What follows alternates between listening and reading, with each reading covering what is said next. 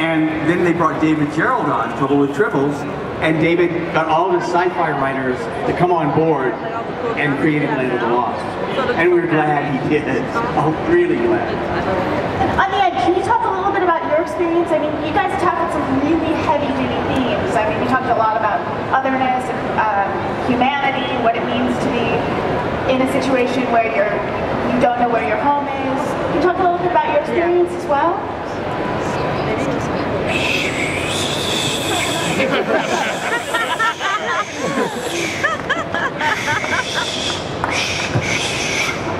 Wow, very well said. They rarely are this emotional. Thank you very much, Slash. Thank you, Slash. Remember, we had, besides Enoch, we had a talking green sleeve stack named Slash. It was in the episode The Hole, I think, right? Exactly. You did your homework. Did my homework. Jen, I'm very impressed. I really enjoyed it. I was telling you backstage, I went to go prepare, and I was fascinated by how incredibly intricate the world was and the depth of the stories that you guys were telling. Well, one of the things that of course, the movie Land of the Lost, you know. Anyway, one of the things I think that makes Land of the Lost hold up is it was a story of a family. That the mother was lost, was gone, died, and it was my sister and my dad. And so the basis of the story was a family that loved each other. And I think that always shows through with the sci-fi, and that's the center of the story. And then of course we befriended Chaka, who became, you know, really our second brother. And this is one of the first times we've all three been together. So it's a real rare occasion for us to be in a con together. And we kind of started the whole, you know, rescue an animal kind of syndrome, you know. But what I loved about Chaka was the language that they created. You know, it was a full... Phil, tell us about the Pakuni language. Pakuni language was developed by a UCLA professor who melded a few different languages together to develop Pakuni. And so this was a real language, and the words actually meant specific things, and there was an actual dictionary, and I had to learn the language. You know, when I was 10 years old, I had to learn my lines in the language and say the actual words as they were supposed to be said. So, yeah, it was pretty fascinating to speak another language that was created for the show. And Phil was 11 years old, 10 years old, right? 10 years old. And he was the youngest black belt in karate at the time. And there's a film clip, you guys, you've got to go to YouTube and see it. It's Phil as a little kid. His teacher was Chuck Norris. And he's on the Johnny Carson show with Johnny. And you wait till you see, you've got to go see this. He pulls Johnny down to the floor and it's hysterical. And that's actually what led to me getting the part on Land of the Lost, was my martial arts kind of led me right into doing this part with the cross because of all the physicality involved in martial arts. So they worked really well together, and that's why I think I got the part. We actually did a commercial together, which you can pull up on YouTube as well. We did a Cheez-Its commercial. Do it. You gotta do it. Before we have, yes, No. we'll do it. Do it. Make them do it, guys. Make them do the Cheez-Its commercial. We will. No. We did it before we got Land of the Lost together, so I think you will be doing this with me. No. Come on. I like Cheez-Its.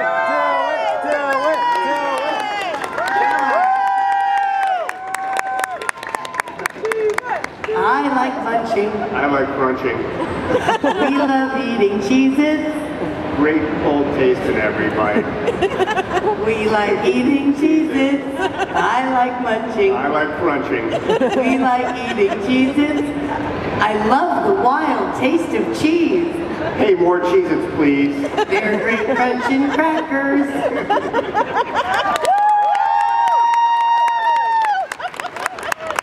And it was so much more enthusiasm. You know, and the sleeve stacks, of course, David Gerald created the sleeve stack, and Mike Westmore was our makeup artist. You know, Mike, you guys know Mike he has the Face Off, which is a show, and it's the Westmore family, and it's a dynasty of makeup artists, and it was a wetsuit, And they just, it was in Mike's garage, you know the story about this Lisa, right? They were gluing the scales on in Mike's garage. And well, yeah, we did all the special effects in Mike's garage. That's where they did the casting of my teeth to make the prosthetic teeth and the forehead that I wore. And it was like a magical place. And it was just a garage in the valley, you know, and that's where he did all his special effects work. I don't know if many of you know this, but Bill Lambier from the Detroit Pistons was also one of our stacks at one point. They were all basketball players going to college at UCLA. And so they were like 7 feet tall. And USC. USC and UCLA. And they had like big lifts on. So if you put them on the lifts, got them in the costume, and also with the pointed head, they were over 10 feet tall. Oh, wow. So it was pretty amazing. Don't touch the sleeve stack. Once again, the sleeve stack's upstage. And there were only 3 costumes. So the cross were cheap. So, you know, they had to, every time you saw a bunch of sleeve stacks, they just had the guys move to a different part of the cave. And they couldn't catch us. You remember how slow they were? We were like, wait. Tell us about it.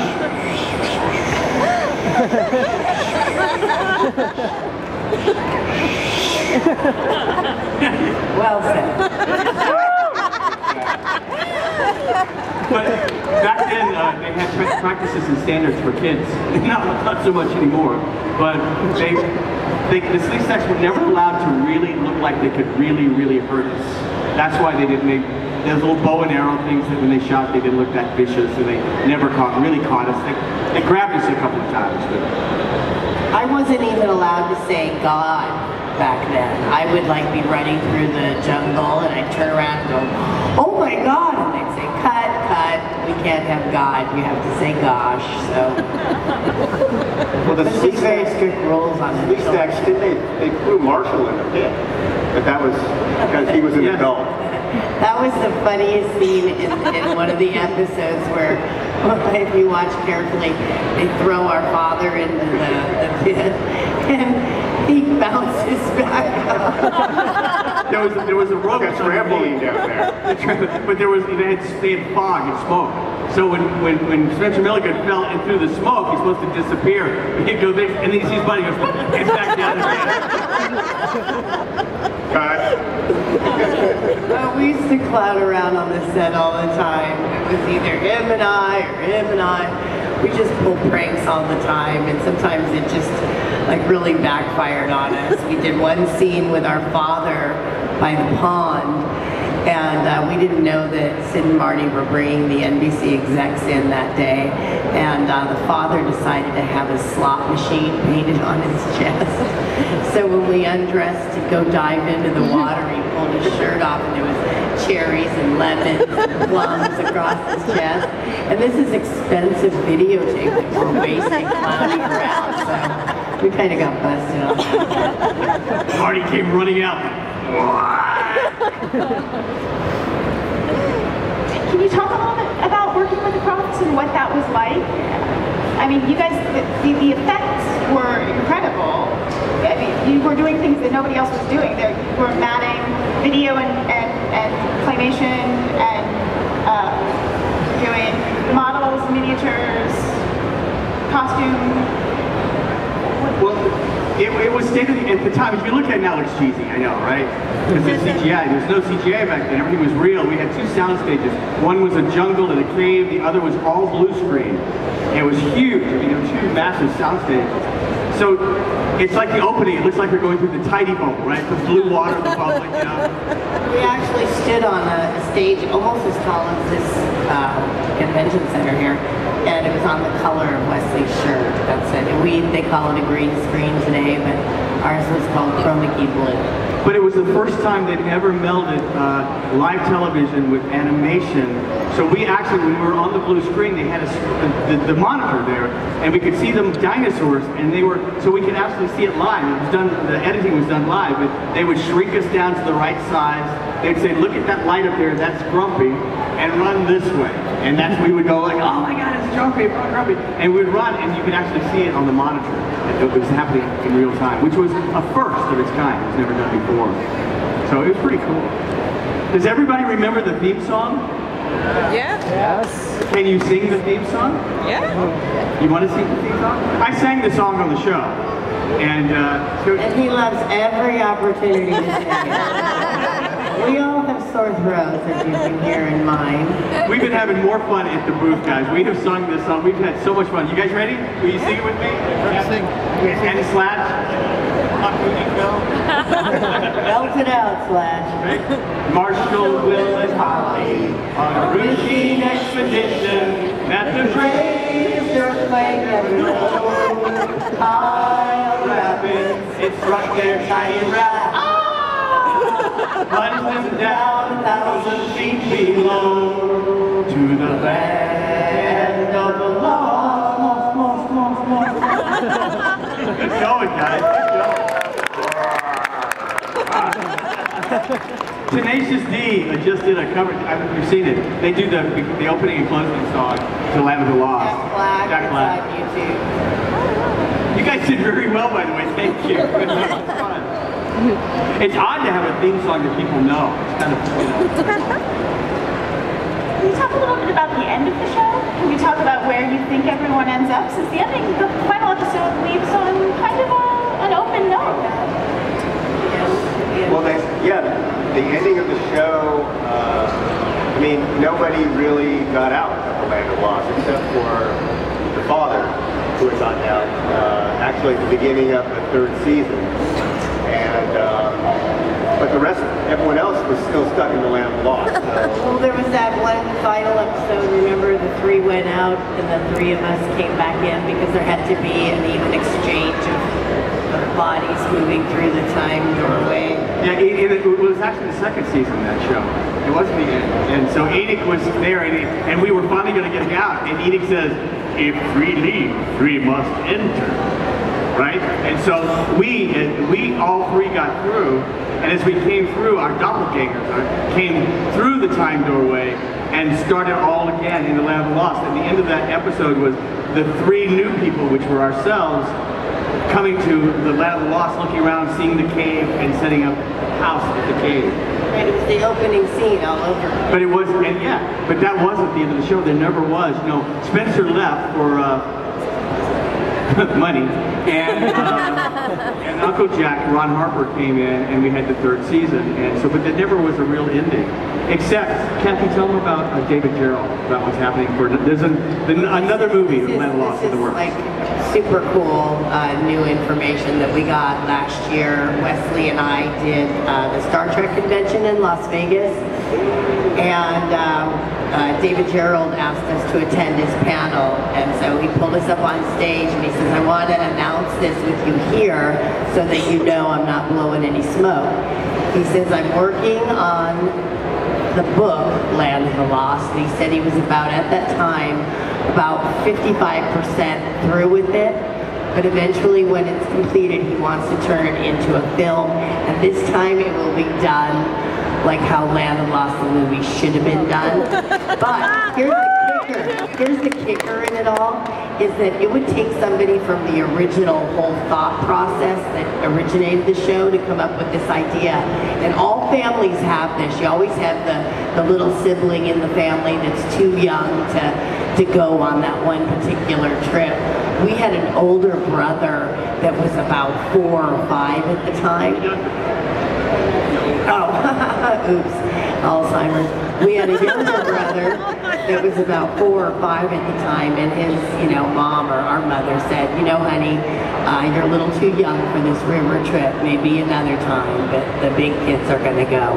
Well, now he's in his 40s, he's got 2 children of his own, and he's coming to the Land of the Lost to look for us. So that's like super cool writing. So we're both going to be in, all 3 of us are going to be in all 3. And Marty Croft said he too.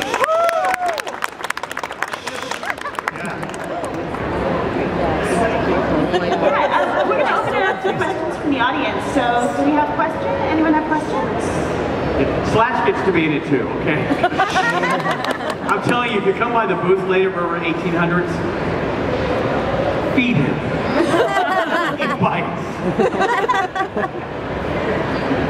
you have any questions that you'd like to ask us?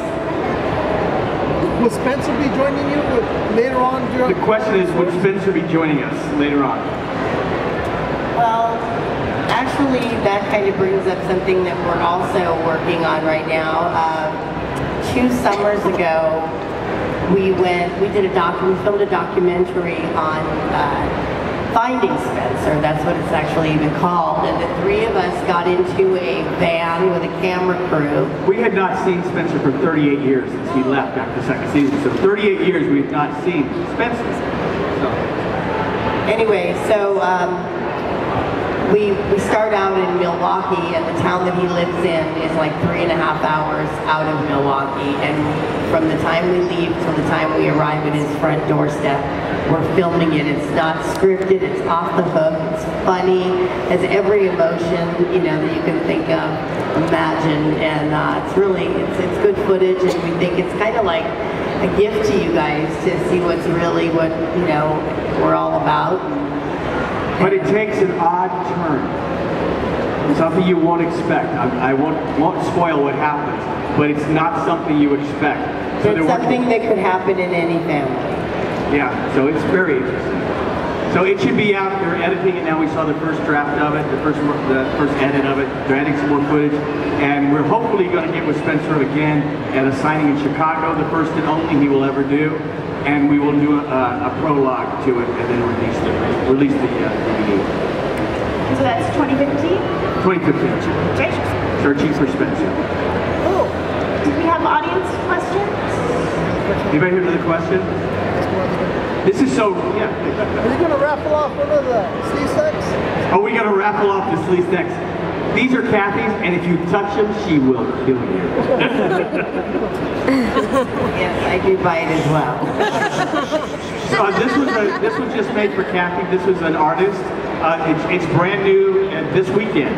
It was sent, and this is from the Library of Skulls. Remember that from the episode?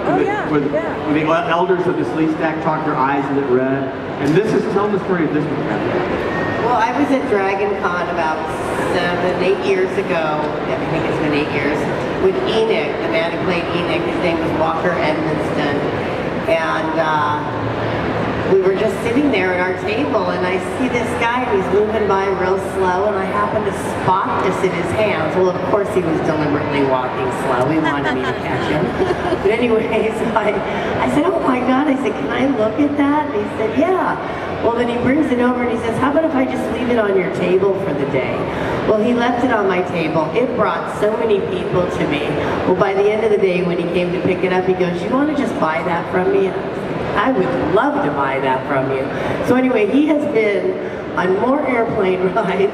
He has been everywhere. You should see how funny it is for him to go through security at the airport with those flaps going over his face and then his on-screen. Some really funny stories about it. We took him to a rock concert in Vegas, and it was, we went backstage. It was called Open the Rock Vault or something at the Rock the Vault, and it was the guy from Guns N' Roses. Yeah, Tommy Gunn. Yeah, he sang the theme song to Land of the Lost. And he told us that it's so funny when you run into people that are your age and they have kids now. He said he had all the DVDs and his kids watched it. It would be an honor if he could sing the theme song with us. So anyway, the Sleeve Stack was a ticketed seat at the concert. So we took a picture of him and his tickets sticking out in front of him. Fifth row. He's in the front row of this rock concert. It was really funny. Well, listen, the truth is we really like each other. We've all remained friends.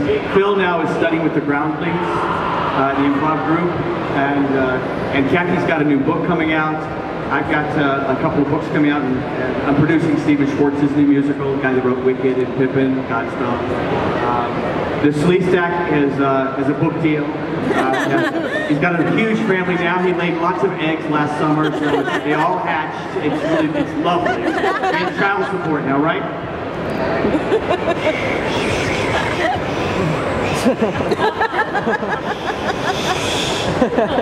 He gets angry. But we really appreciate that. So we'll be at our booth for a little bit. Please stop by. We had special pictures made just for this signing with all three of us on it. A fan actually just... Usually all appear at the same time, especially Phil. He doesn't really get out too often. It's that whole flea thing, you know. Gave him a flea bath, we shaved him. It's starting to grow back a little bit. By Thursday, he'll be hairy again, so it'll be a Pakuni. And other than the booth, where should people follow you on social media if they want to keep up on what you're doing? Thanks, Jen. Facebook for me, just Wesley Ewer on Facebook, and I have a fan page. We can talk, message, private message, the whole thing. Yeah. Same here, Facebook. I try to alert people where I'm going, where I'm going to be, where we're all going to be. And Phil? Same, I'm on Facebook. So I let everyone know, where I'm going to be, what shows I'm going to do, which are not that many. So, anyway, yeah. And Sleep Snack? Sleep Snack. Scratchbook. We've had a great time here, guys. Thanks for being so welcoming. Thank you so much. We really appreciate it.